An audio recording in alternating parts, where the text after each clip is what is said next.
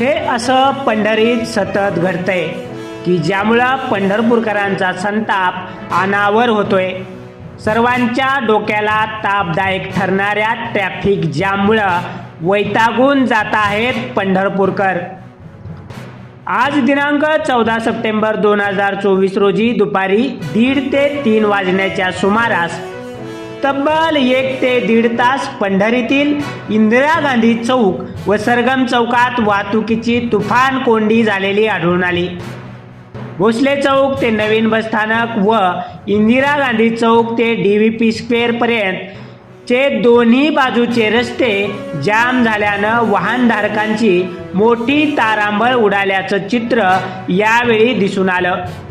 या दरम्यान इंदिरा गांधी चौकात एक ॲम्ब्युलन्सही अडकल्याचं दिसून आलं। ही वाहतूक कोंडी सुरळीत करण्यासाठी इंदिरा गांधी चौकात एक वाहतूक पोलीस मात्र प्रामाणिकपणे प्रयत्न करत असल्याचंही दिसून आलं।